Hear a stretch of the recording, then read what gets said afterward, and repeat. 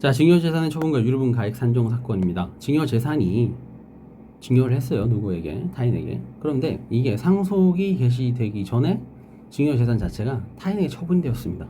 그런 상황에서 상속이 개시되었고요. 그래서 유류분 청구를 해야 되는 상황이에요. 그러면 이 증여재산 자체를 어떻게 계산을 할 건가? 라는 문제인데요. 바로 괄호에 는 나오죠. 자, 현실 가치를 계산해 본다라는 거죠. 현실 가치는 상속 개시 당시가 현실인데 그때 현실 가치 이 증여 재산이 얼마일까를 볼 때 내가 그 증여 재산을 찾아가서 그 증여 재산이 내 상속 개시 당시에 얼마인가를 보는 게 아니라 이 사람이 팔 때 얼마 주고 팔았는가에다가 그 이후에 지금까지 상속 개시 당시까지의 물가 변동률을 계산해서 이자처럼 곱해갖고 그 가액을 산정하는 겁니다. 되셨죠? 처음에 팔은 건 얼마야, 맞죠? 그리고 그 이후에 이 사람이 시간이 흘러서 그 돈에 대해서 얼마만큼의 이득을 얻었을 거야. 물가 변동률이 얼마였으니까.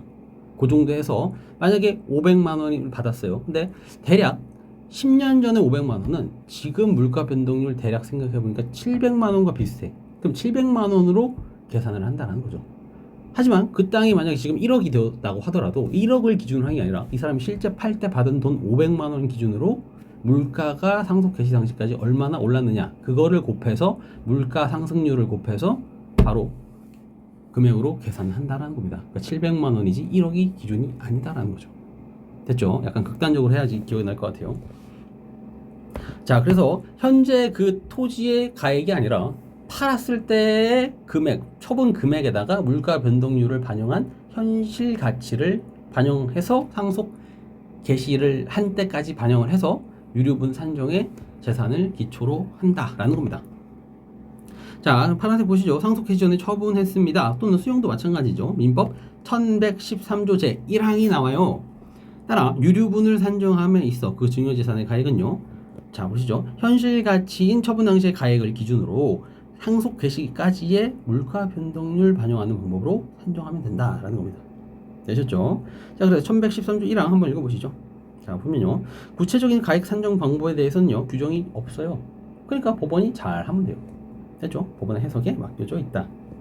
이게 합리적이라는 겁니다. 왜냐면 그 사람은 500만 원 받고 팔았는데 실제 1억이라고 해서 1억을 낸다라는 건 너무 가혹하죠. 그러니까 500만 원에 대해서 물가 변동률, 실제 받은 금액에서 물가 변동률 고려하여 돈에서 돈으로 가는 겁니다. 되셨죠? 1113조 1항의 문헌과 더불어 증여재산의 가액 산정은요, 결국 뭘로 가야 되냐? 상속 개시 당시 피상속인의 순재산과 문제된 증여재산을 합한 재산을 평가한다. 무슨 뜻이냐면 순재산이요. 다시 말해서 플러스 재산만 판단한다는 거죠. 플러스 재산 다 맞죠? 합산을 하는 거죠. 증여한 재산이 만약에 플러스 재산이 아닐 수도 있죠. 그렇다면 그냥 말아도 돼요. 하지만 증여재산이 플러스 재산이라면 당연히 합산시켜야 한다라는 겁니다. 그래서 유류분 반환의 범위를 정하기 위함이라는 취지다. 맞죠? 이 규정은요. 그래서 이 증여재산이 만약에 팔리지 않고 남아 있었더라면 맞죠? 유출되지 않고 남아 있었을 경우 유류분 권리자가 이를 상속받을 수 있었을 것이라는 점에 근거를 두고 있는 점이죠. 그래서 증여재산은 당연히 상속 개시 시를 기준으로 산정은 해야 한다.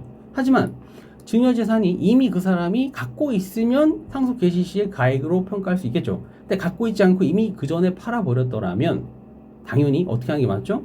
돈을 기준으로 가는 게 맞죠. 그때 당시에 팔았던 돈을 기준으로 현재의 물가 변동률을 고려해 상속 개시 시까지의 물가 변동률을 고려하는 게 맞다. 이거는 뭐랑 똑같냐면요. 돈을 증여받은 경우가 있겠죠. 사람이. 그때 10년 전에 500만 원을 받았어요. 이거랑 똑같다라는 거예요. 사실상. 이해되시겠습니까? 그래서 10년 전에 500만 원을 받아서 500만 원에 대해서 증여 상속 개시에 따른 유류분 반환 청구를 할 때는 500만 원의 물가 변동률 계산해서 청구하는 것이지 뭐 이거를 1억이라고 생각하지는 않잖아요. 절대. 되셨죠? 단지 돈이었으면 마찬가지라는 거예요. 이 사람이 땅을 받았지만 이걸 팔아서 돈으로 환산했다라면 이 환산한 돈에서 물가 변동률을 계산하는 거지 땅의 현실, 상속 개시 당시에 그 땅의 가치를 계산하는 게 아니라는 겁니다. 이해되시겠어요? 그 땅은 상당히 많이 오르죠. 맞죠? 그러니까 실제 이 증여자가 받은 이익도 아니잖아요. 그러니까 이거는 이렇게 보는 게 합리적이다라는 겁니다. 왜냐면 증여자는 뱉어내야 되는데 500만 원 받고 10년 뒤에 700만 원 금액 가치밖에 없는데 땅이 실제 1억이 됐다고 해서 1억을 뱉어낸다는 건 증여자에게 가혹하죠, 너무. 이해되셨나요? 그래서 쭉 그 얘기들이 쭉쭉쭉 나오고 있습니다. 자, 그래서 쭉 읽어보시면 되는데, 제가 노란색 보시면 은근히 헌법도 나와요. 어디 나오냐면 4번 괄호 4번 밑에서 지금 가에 보시면요, 자, 유류분 제도는 어쩌고 저쩌고 하면서 상속 재산에 대한 기대를 보장하는데 그 목적이 있다라는 게 헌재의 판례입니다. 그러니까 여러분도 요 헌법에서 알아두셔야 돼요. 이런 것들은요. 수증자가 피상속인으로부터 증여받은 재산을 상속 재산으로 되돌리는 데 의의가 있는 게 아니다라는 거예요. 됐죠? 그러니까 그냥 상속을 받을 수 있는 기대를 보장하는 데 있는 거예요. 됐죠? 그러니까 그 재산에 대해서 똑같이 돌려놓는다. 이게 목적이 아니라는 거죠. 됐죠? 그래서 이미 처분되었음에도 현재의 그 땅의 시가로 판단한다라면 너무 가혹하다.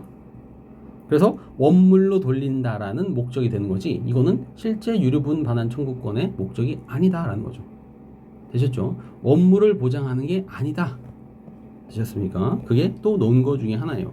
우리가 지금 이제 안 나오죠. 우리 2차에는 일단은 올해까지는 이 가족법이 안 나와요. 그렇기 때문에 길게 나올 수가 없고 2차에 굳이 암기할 필요는 없지만 혹시나 1차에 나온다면 이렇게 반드시 알아두셔야 됩니다. 되셨죠? 원물로 돌리는 게 아니다. 이렇게까지 논거를 여러 개 밝히고 있어요. 법원에서요.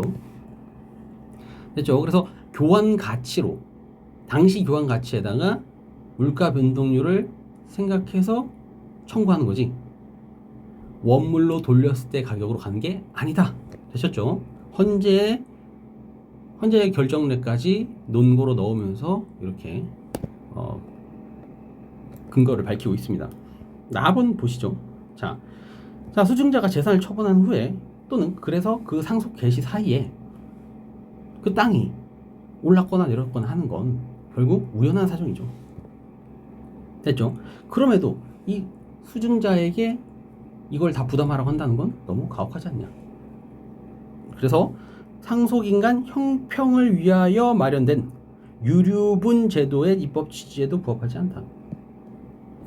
되셨죠?